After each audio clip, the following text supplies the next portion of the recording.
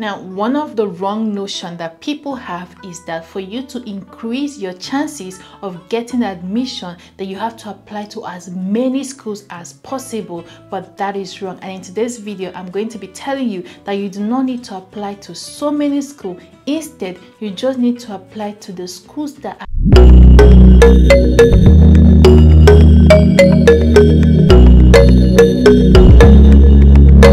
Hi there, welcome to my channel. My name is Jane, or you can call me Dr. Jane. I recently completed my PhD and graduated with a PhD in chemical engineering from a university here in the United States. And this is episode 2 of me sharing my journey to PhD, and the goal is to help you and also help as many people as possible that are applying to go to grad school.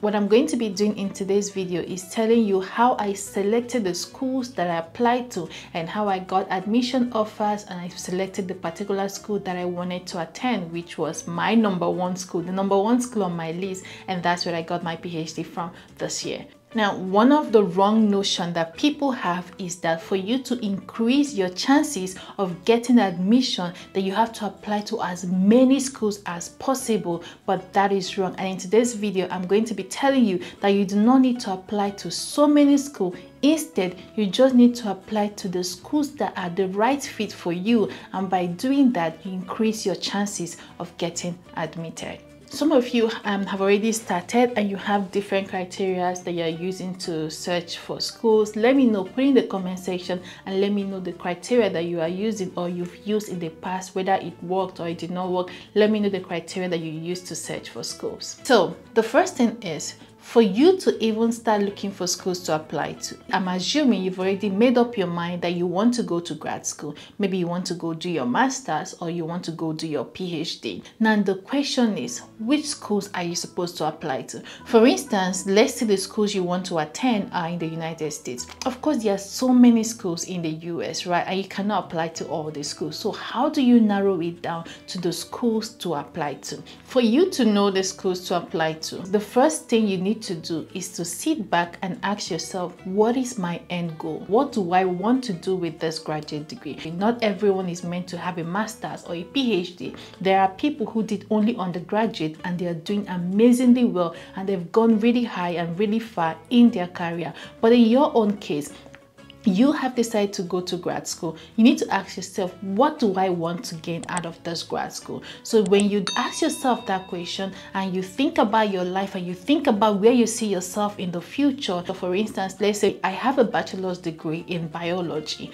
and I'm really interested in doing research that has to do with one microorganisms, because if I do that, it will get me this kind of job in the future, or I'll be able to become a professor. So once you've asked yourself that question, that will help you narrow the schools you want to apply to. So in my own case, what I did was I knew what I wanted to do. So on the episode 1 of this series, which is titled My Journey to PhD, I read my statement of purpose. And if you've not watched that video, I truly encourage you to go and watch it. I'm going to attach it here, and you can also go to my channel and watch it. People that have watched the video have given me so many good feedbacks, and trust me, if you watch, it's going to be beneficial to you. So let's get back to today's video. So because I knew what my research interests were and what I wanted to do in the future, the next question that I asked myself was, okay, where can I find schools that are doing this thing that I want to do? Not just do that kind of research, but also offer full funding. Because in my own case, I was not considering going to grad school if I was not going to be funded.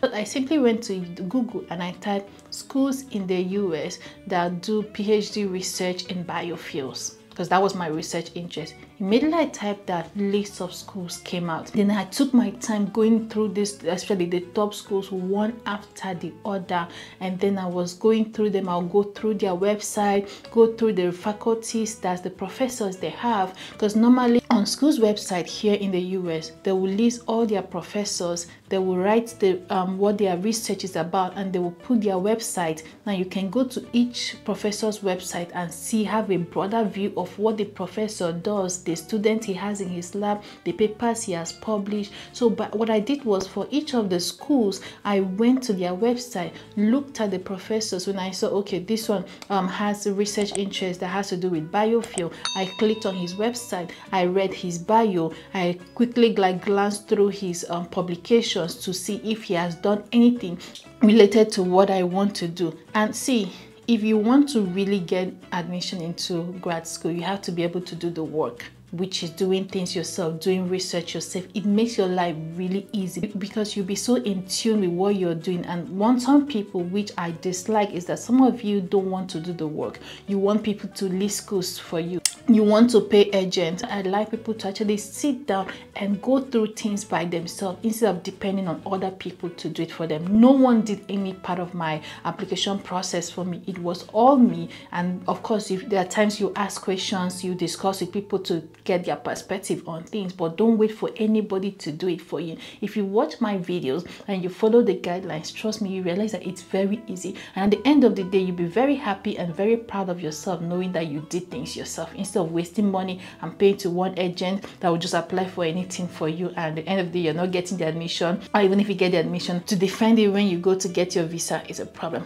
I went through their website and then I saw the schools. I think I had like 8 schools that I really liked, and I was like, okay, these schools, they do what I want to do in terms of research. I would love to apply to these schools. So what I did was I created an Excel sheet, listed these 8 schools, listed all the criteria they require. For instance, do they want me to write GRE or not? Do they want me to write TOEFL or IELTS? What is their GPA cutoff point? Do they offer funding? Of course, all the 8 schools offer full funding. Usually you will see it on their website. I did not apply to any school that does not offer funding. Do they offer funding or not? What are the criteria? I created that Excel sheet. So I wrote things like, okay, for the AC they want, what are they requiring? Because some of them in their AC, they'll give you prompts of what to write in the AC. Some people will not. So just put all those things in an Excel sheet. Now you know where to start.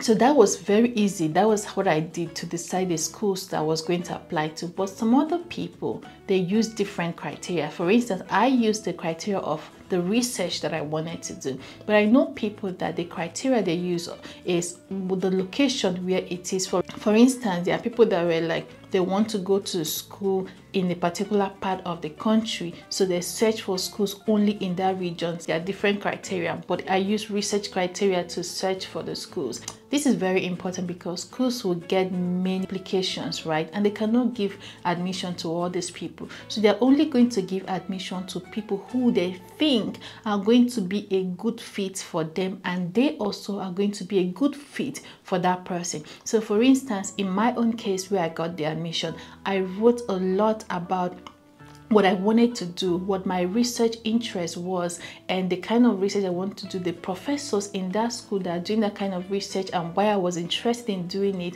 Once again, you can go and watch the video of me reading my essay on my channel. So anyone review my application will obviously see that they have what I'm looking for, and which means they're going to be a good fit for me. And because of the things I wrote also look like I'm going to be a good fit for them, then I stand a chance of getting admission. So you just don't want to apply to any schools, or because you hear this school has free application, or you hear that this school has funding, you just apply. At the end of the day, you're wondering why you're applying to so many schools and you're not getting the admission. It's simply because you're applying to schools that are not a good fit for you, and you are not a good fit for them. So guys, I hope this will help you. It's very simple. Just go on Google and type it, find schools, make your list, and start the application.